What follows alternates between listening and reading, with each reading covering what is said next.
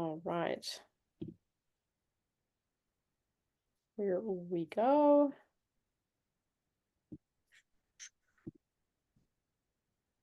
So as we all know, the title of the review was Female Midlife Challenges to Build Muscle.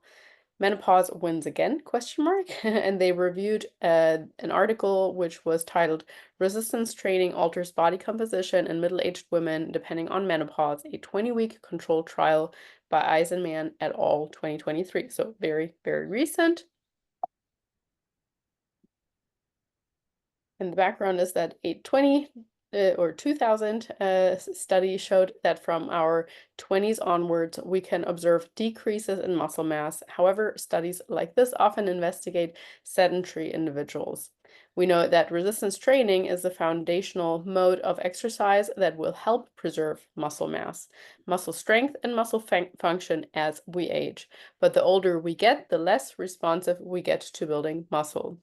For women in particular, some evidence suggests that the decline in muscle mass may align with the decrease in estrogen that characterizes menopausal years. The current study investigates the extent to which resistance training can increase muscle hypertrophy in pre- and postmenopausal women. So in this study, they had 31 healthy women who could perform a parallel squat and were categorized as premenopausal or postmenopausal, and they completed the study. The classification of the participants was as premenopausal, so 12 women, and postmenopausal, 19 women, was based on hormone concentrations and the date of the last menstrual period. The premenopausal subjects were about 47 years old, and the postmenopausal subjects were about 55 years old. The pre-study BMI and body fat percentages were similar between the two groups, which I think is quite important to note as well. And the premenopausal subjects had a BMI of 27 and a body fat percentage of 35%, so not really obese, obviously had or not overweight even. While the postmenopausal subjects had a BMI of 26 and a body fat percentage of 32%, but still like both very, very similar. So the whole setup of the study was that they had an initial assessment of body composition, muscle mass, and strength. Then 10 weeks of non-exercise, so basically a control phase. Does something happen even just by doing nothing? And then they had another assessment of body composition, muscle hypertrophy, and strength, and then a 10-week resistance training phase. All of the women in the premenopausal group were performing moderate load resistance training. And then half of the women of the postmenopausal subjects performed also the same training program, whereas the other half performed a light load resistance training. So to show if it depended on the load or if any kind of activity would be beneficial for offsetting sarcopenia or to help increase hypertrophy. And then again, they had body composition measured and hypertrophy and strength as well. So for the training program, in the middle-aged, first, but I'm confused by my own writing now. But there was a study in middle-aged women who exclusively, or most of these, this is the first study of middle-aged women where they used exclusively free weights. Otherwise, there have been studies where they did like leg extensions or leg presses, etc. But this was just free weights, so quite applicable to a lot of women's training as well. The training was performed twice a week with 2 to 3 days of rest between workouts, and the moderate load group performed more sets, one more set per exercise, to achieve a similar volume load compared to the low load group. Depending on the number of repetitions completed during the last set to failure, the weights were increased by 2.5 to 5% in subsequent weeks. There were 2 minutes of rest between each set, and the researchers also specified the lifting tempo for each exercise. So 2 seconds on the eccentric, no pause, and 1 second on the concentric, which I think that shows how tightly controlled it was and how well thought through it was also. I thought it was interesting to see the 2 cycles. So we saw that it was 10 weeks of training in total, but they did a 4-week cycle, one deload week, and then another 4-week cycle and another deload week, essentially. The differences, we can see the differences in loading here. So 75% of the 1 rep max for the moderate intensity group and 50% of 1 rep max for the low load group. They performed barbell box squats, barbell bench press, cable rows, and dumbbell side bends, which I'm not actually sure. I think kind of like as something torso related, but I didn't actually I have to admit, I didn't look into what specifically the exercise was. And they stated that during the deload weeks, so week 5 and 10, 3 sets of each exercises were completed. So they didn't just take the time off completely. They just reduced the load to the low load group, and planks were completed at the end of each workout. So pretty good training program, really. Now, in regards to the diet, the subjects were instructed to maintain their normal dietary habits during the 20-week study. No changes were made. Only immediately after the workout sessions was the diet standardized. After each workout, the participants consumed a carbohydrate protein source they could choose from 3 meals. So the choices included a carbohydrate protein shake, white bread with milk cheese, low-fat curd cheese with grape juice, and on average, each meal contained approximately 320 total calories, with about 45 grams of carbs and 25 grams of protein and 5 grams of fat. So pretty decent post-workout macro composition. Now, in regards to the measurements, the study's primary variable of interest was muscle hypertrophy, and the researchers used B-mode ultrasound to measure muscle thickness changes in 3 different muscles. So this kind of measurement is better for assessing hypertrophy than just body fat measurement, obviously, because it's more body fat measurement is more, it shows you lean body mass, but it doesn't show you specifically is that lean body mass muscle. It could also be other things, other tissues. So the 3 muscles that they looked into or assessed was rectus femoris, so in the middle of the thighs, the vastus lateralis, so the outside of the thighs, and then the triceps, so the back of the upper arm, as we know. The researchers also measured body composition, so how much fat and lean muscle mass changed during the 10-week training program via bioelectrical impedance measures, so something like the InBody or so. In addition to muscle hypertrophy and body composition, the researchers also estimated maximal strength of the lower and upper body. So in the results showed that body weights were essentially unchanged for both groups during the study as expected, because they didn't change anything in terms of calories. However, what was showing was that the premenopausal group had an increase of 4 pounds in lean mass and lost 3 pounds of fat mass. So a desirable outcome, whereas the postmenopausal group actually lost 2 pounds of lean mass and gained a pound of fat mass. So, I mean, that does indicate that there was some change of body weight, or that there would have been a change of body weight, but nonetheless, they stated that body weights were essentially unchanged, so not significantly enough changed. Furthermore, the premenopausal group showed increases in muscle thickness, which were a little bit more than the postmenopausal, both postmenopausal groups, which this kind of confused me because they showed increases in muscle thickness, but at the same time, they showed that they lost muscle mass. So both kind of measurements sort of contradicted each other. And yeah, we can see the same thing over here when it comes to each specific muscle as well. So in terms of the results, regardless of menopausal status, all groups responded similarly, and they both significantly increased maximal strength. So yay for that. There were no differences in the loading parameters in the postmenopausal groups. So whether the moderate or the light load, nothing was a substantial difference here. This is not what happened. This outcome is likely explained. Oh, what note did I make there? That doesn't make sense.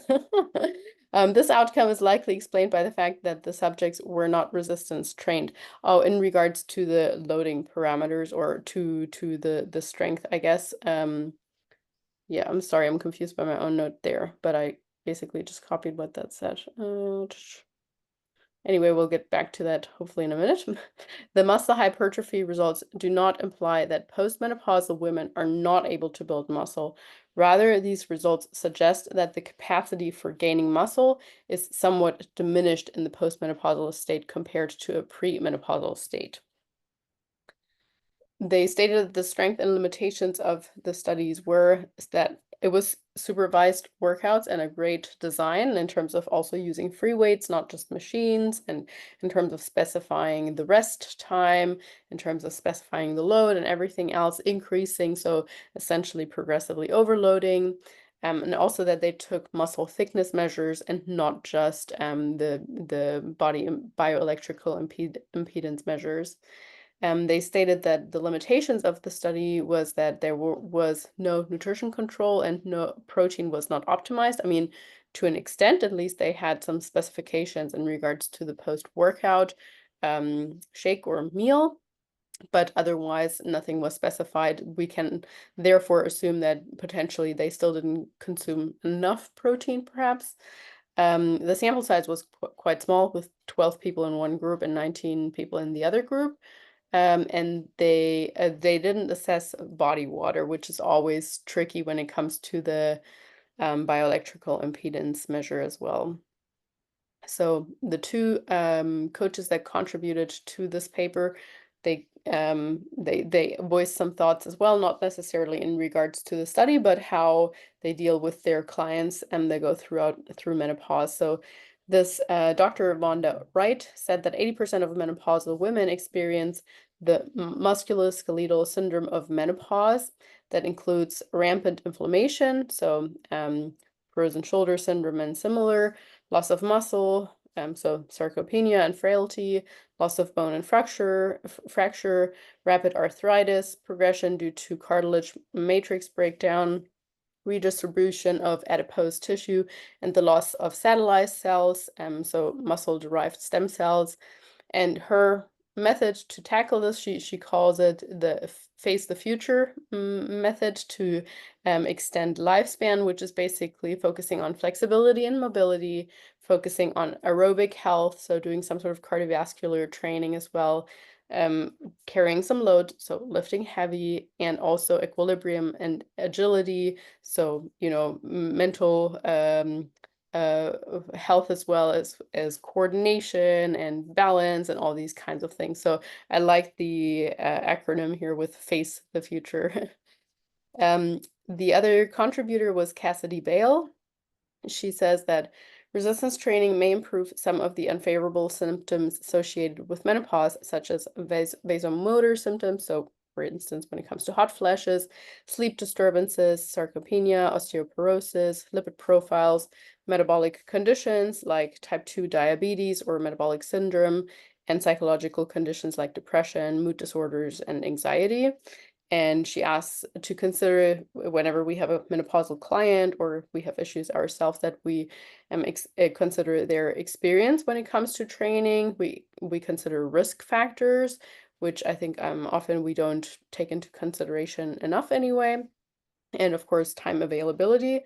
And she recommends that she says it's wise to include a combination of heavy compound movements, as well as explosive, high impact based exercises and some HIIT training over a weekly training block. Yeah, I'm now curious to hear your thoughts in regards to the paper, the outcome, and even if you follow Bill Campbell on his Instagram also, he's like, oh, please don't see this as a doom. As we know, this is just a short little study, 10 weeks, and there's lots of things that could be influencing this more than anything, of course, the small group, as well as their diet, as well as anything else. So yes, I'm curious to hear what your thoughts are.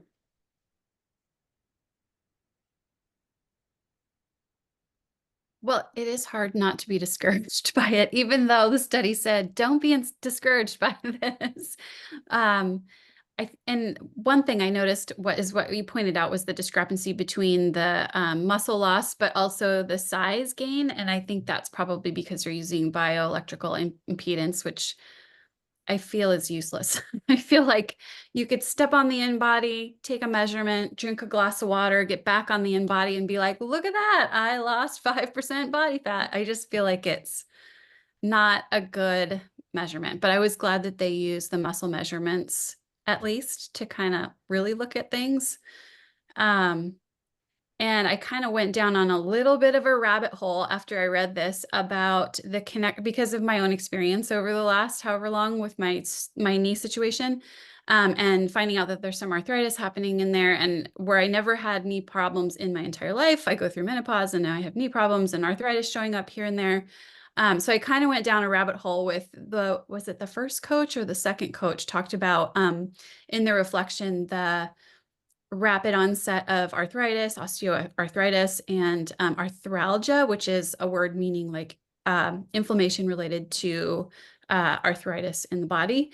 And pain related to that. And I kind of went down a rabbit hole of the connection between menopause, inflammation, arthritis, and then how HRT plays into that, hormone replacement therapy. And it kind of just generated a lot of curiosity, things that I want to look into more. I don't have any answers, but anecdotally online, there are people that are saying, oh, it was a game changer for me. I couldn't get out of bed. I was in so much pain after menopause. And then I took HRT and now I'm a new person. And, there's stories like that about everything. But I think there's some more research in that area that I'd like to understand a little bit more about it. Very interesting. Yeah, I mean, number one, I couldn't agree more in regards to the in-body. I mean, I've shared this numerous times that like my body fat percentage was indicated differently by like 3, 4, whatever percent or more, from one day to another, where it's like, yeah, that's literally impossible. But yeah, in regards to the HRT and hormones, I would have been the review didn't say whether the hormone level, because that would have been interesting if they would have I know it said they considered the hormone level when they thought about which clients to take on, but they didn't measure blood markers again at the end of the study. So it would have been just interesting to see, like, did they have any improvements in general in terms of hormones simply by starting to train? And also like, You yeah, was think there training could like improve estrogen levels in a menopause woman? I don't maybe think not so. No. necessarily, not no, I don't No. think that, but I think like in regards to, I think perhaps in regards to testosterone, it could do something. That is something. I mean, I don't know if you're before that completely sedentary. Anybody like before menopause, pre-menopause, if people start training, especially men, and men, there's lots of research that when they start strength training, their testosterone actually improves. So I would have been curious to see if simply adding some strength training in there could have helped. Like, I don't know. I just thought it would have Yeah. been worth them assessing hormones afterwards as well. I think adding to that also C-reactive protein, CRP, and Yeah, creatine kinase. So you're looking at inflammation as yeah, well. exactly. I think that would be really interesting too. Wouldn't they have inflammation due to the workouts per se? Well, maybe when they're recovered, take the blood measurement, not like, right after a hard It's training like day. without knowing anything, just thinking from the practical point of view, is like if you're gonna measure hormones in the ones that are premenopausal, when do you measure? In which part of the cycle? Yeah, of course it's tricky. Yes, Eh? yes. Because the ones that are post, okay, let's imagine that they are already stable post-menopause and then the levels do not vary. But when you have a woman, when you have a female subject and you want to measure hormones, you have to check in which day of the cycle you're going to measure all of them. Like I you guess have to see. depending on whenever they took the first hormone measurements, that's when I would Mm, take the second yeah, ones too. But I something like mean, this, but I mean, it's complicated. of course it's, yeah, definitely complicated. But I guess to Allison's point, I think, yeah, if you'd measure it like maybe 2 days or so after their last training session, there should not be any acute inflammation visible anymore. And in that case, you will have to measure within subjects. So you will compare Yes. pre and post Yeah, from that subject, but you cannot compare between pre and post menopausal women. yeah, absolutely. I agree. Yeah, definitely. No, that would make sense. Yeah. But yeah, I don't know. I think that would have been an interesting add-on since they already measured it beforehand as well. So why not include some hormone measurements afterwards, just out of curiosity? That would have been perhaps something, a positive note to take out of this and not just looking at these numbers here. I don't know, it looks really ugly. It's like the landscape ahead doesn't look pretty, basically. I mean, it doesn't look pretty at all. And the more I see into it, some days I'm tempted to just like, close my eyes and just like, anyway, it's gonna come whatever I do. But it's discouraging. Yeah. It's discouraging in these ways, but as someone who's reached the other side of that little rainbow, whatever you want to call it, there are positives as well. So don't be totally discouraged. Give me Yeah. one. One. The stability of your mood, the predictability Okay. of how you're going to feel every day. Because it's just really at least at this point currently in my life, sometimes I feel like I'm trying to fish a thought and it feels like a lot of like murky water, and I'm trying to fish my thought and like I know where you are, but I cannot find it because it's like, which Brain fog. Yeah. I think this is the name. Brain fog is what I call this murky Yes. water, and like I know my thought is there. I need to fish it, and it's frustrating. It's just I know this. I know the answer is in here, but I cannot find it. And it's like, rush. Sometimes that's hormones and sometimes it's not, but it is frustrating. Yeah, could also be that there is a lot of murky water just like this, but there is also a lot Or of life noise is, and stuff like, media, people talking, the kids running around, and there is a yes, lot going on. yes, And sometimes yes, it's very sometimes, difficult to find even a phrase. Also, yes. language wise, sometimes I'm searching for a word in which language, Melissa? Do you want English? Do you want Spanish? Do you need German? So it adds to the noise to It try does. to That find adds to the stuff. murk.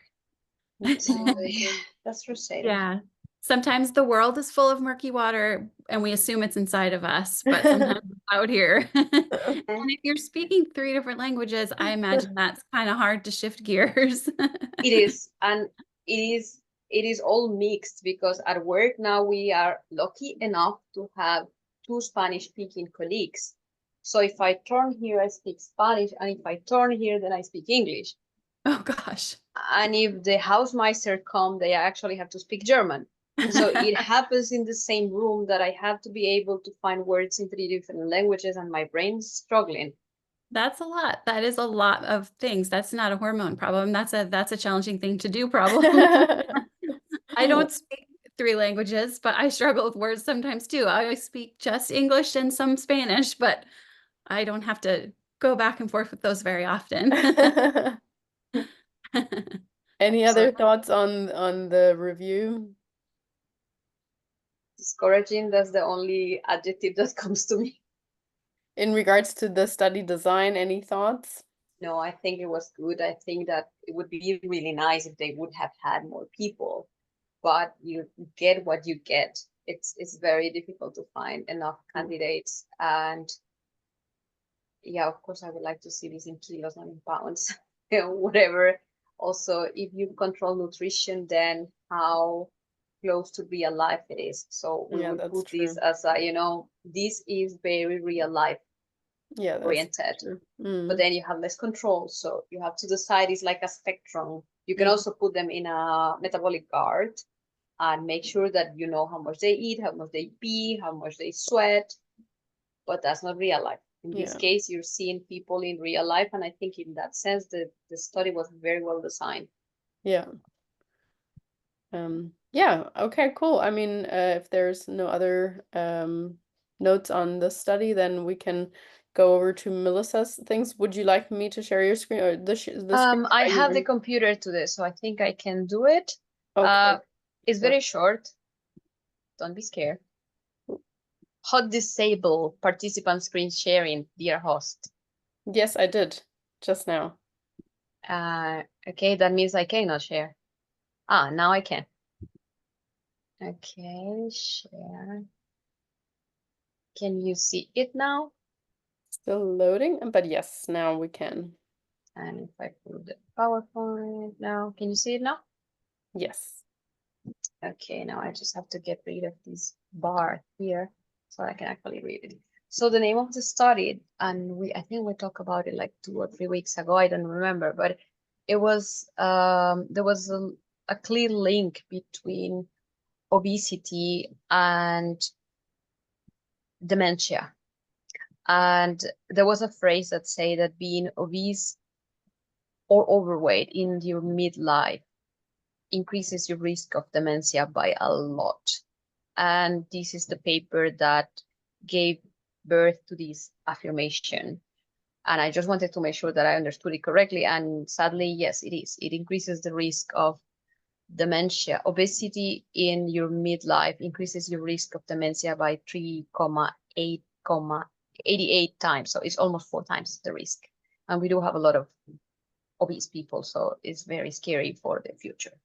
The paper is from 2011, was published in Neurology, which is a quite good journal, and is free access. So I send it to Lisa if you want to read it. It's not extremely complicated because it's an epidemiological study, meaning they didn't do an intervention. So it's called Midlife Overweight and Obesity Increase Late Life Dementia Risk, a population-based twin study. Okay, I'll change to the next one. I want to go to the next. My PowerPoint. It doesn't allow me to go to the next slide. Okay, now. So now, yes. So this population-based twin study explores the relationship between the midlife BMI and the risk of developing dementia, Alzheimer's disease, and vascular dementia in late life. Because Alzheimer's is the most famous type of dementia, but there are many other types. So the objective of the study was to examine the association, important association. This was not an intervention study. They just wanted to see when something changes, what else changes along with it. And it doesn't mean that it's causing it. It just means it's related to it. So they wanted to examine the association of midlife overweight and obesity with dementia, Alzheimer's disease, and vascular dementia in late life, and to assess the contribution of genetic and early life environmental factors to this association. For the methods, so the study was big. It included 8,534 twins aged 65 and older from the Swedish Twin Registry. So that's a big strength of the study. The population was really big. And what they had is that in this twin registry, these people had given the data of their height and weight at midlife with a mean age of 43 years. And they did, when they were in late life, cognitive assessments. And how they analyzed it, they did unmatched case control analysis, and they did a co-twin match case control analysis. And we don't need to understand the statistics behind it. The results. Among the participants, 350 were diagnosed with dementia. From these, 232 had Alzheimer's and 74 had vascular dementia. The BMI categories, I don't know if I need to mention, but was the standard. So from 25 to 30 is overweight, and more than 30 is obese. And sorry, at midlife, overweight and obesity were present in about 30% of the individuals, which is quite high. So it's 1/3 of them were either overweight or obese at midlife with 40 years. The risk associations, overweight and obesity at midlife were associated with increased risk of dementia with odds ratios of 1.71 for overweight and 3.88 for obesity, compared to having a normal BMI. This association was attenuated in the co-twin match analysis, suggesting that there is a significant contribution of genetic and early life environmental factors to the midlife BMI dementia relationship.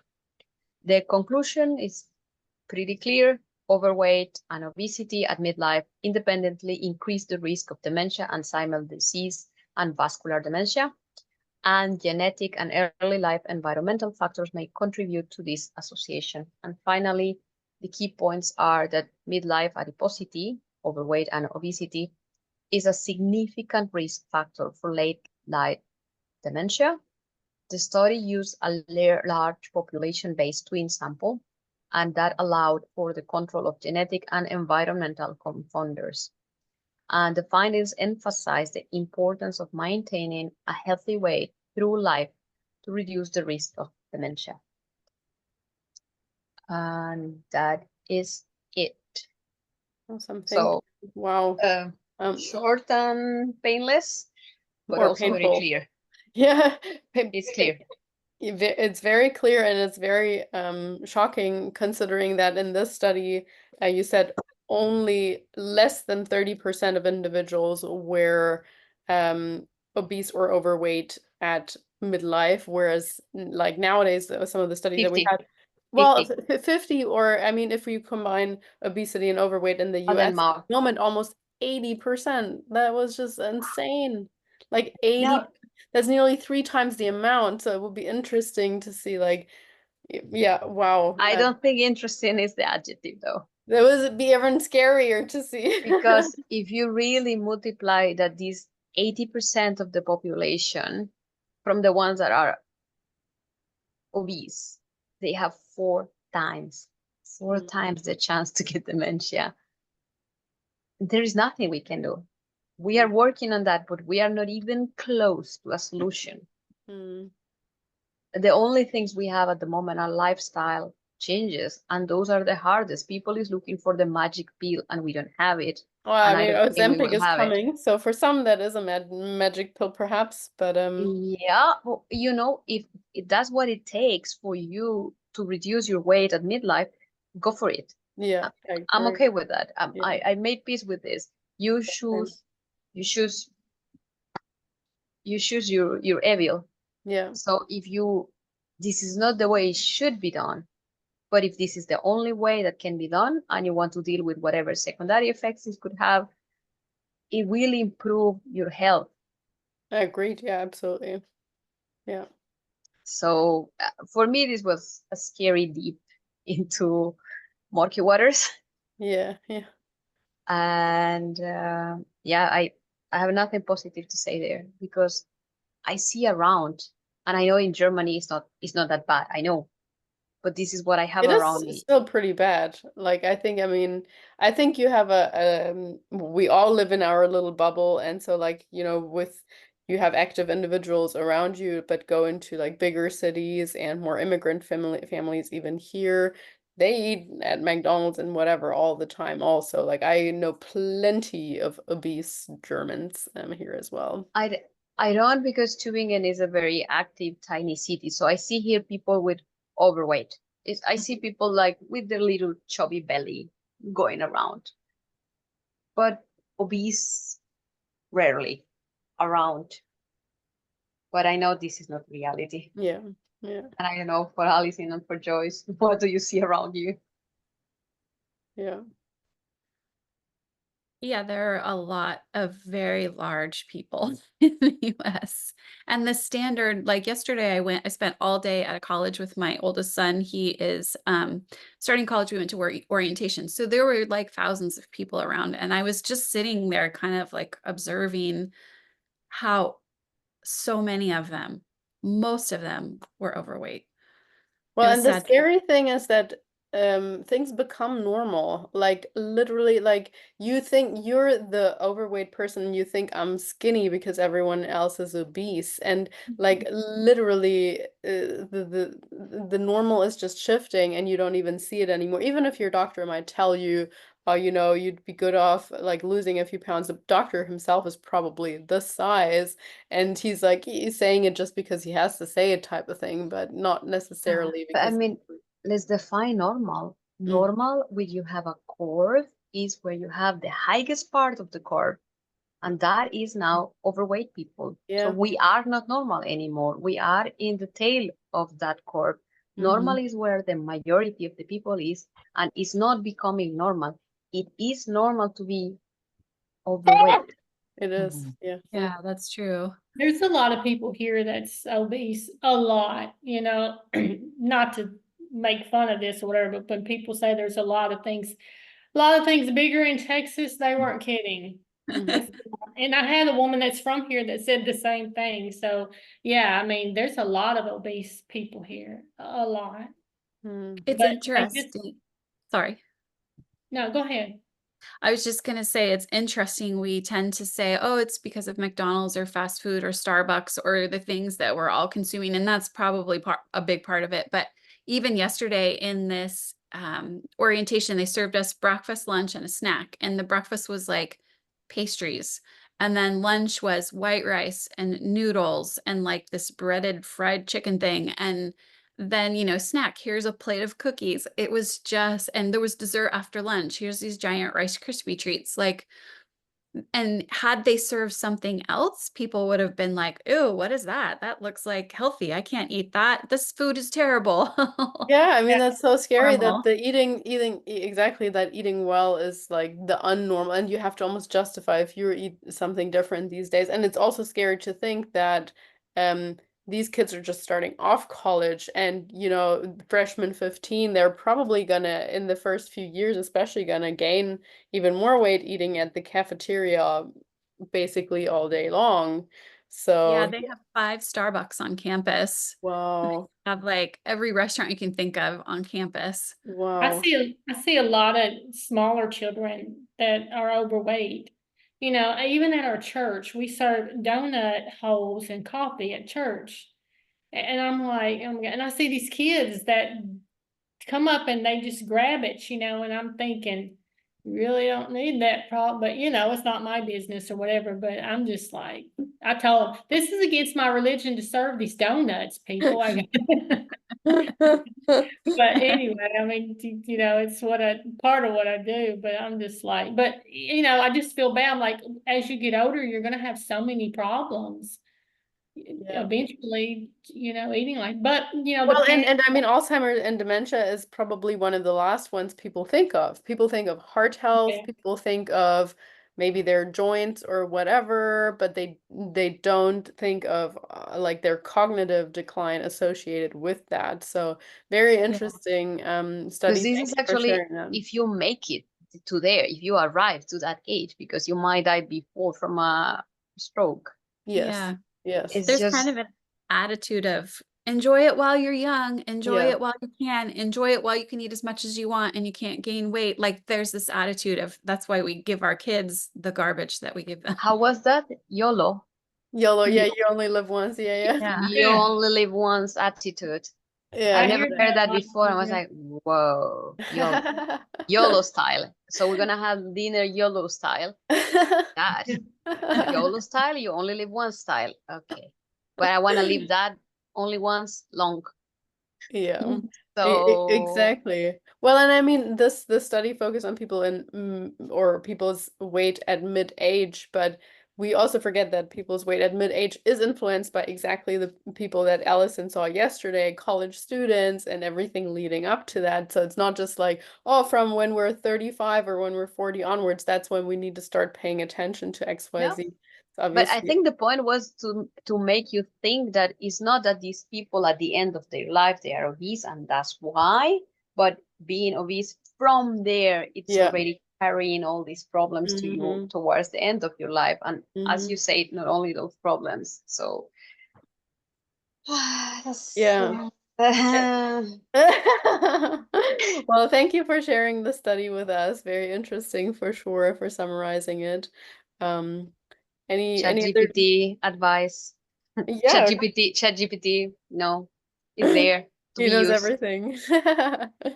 So, yeah, any other thoughts or so on this study or the previous one? No. Okay. Well, last thing I'll say is happy belated birthday, Allison. I hope you had a Yay! lovely day on Monday. Thank Happy you. birthday. I did. That's Thank you. great to hear. What did you do?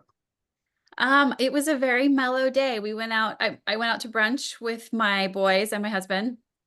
And then it's been so freaking hot here that I just couldn't do anything outside. So we went to the mall, and I usually hate shopping, like hate it. But it just was really enjoyable to like turn my teenager loose who went with me and just walk around by myself, like at a very slow pace, try on some things, just very chill day. And then we went out to a really nice dinner. We had delicious tacos, and a little bit of gelato, and it was good. Did you Yeah, treat very yourself to mellow. something at the mall? I did. I bought a couple shirts. Excuse me, I'm I got a frog in my throat. And I bought a couple of pants, and I can't wear them till probably November because it's so freaking hot. But yes, they were very cool. Well, I'm glad you found something for yourself and that you had a nice day. Thank you. It was just what I needed. Perfect. Awesome. Well, Happy to hear that. I hope you all have a lovely rest of your day or evening, and I shall talk to you soon. Bye.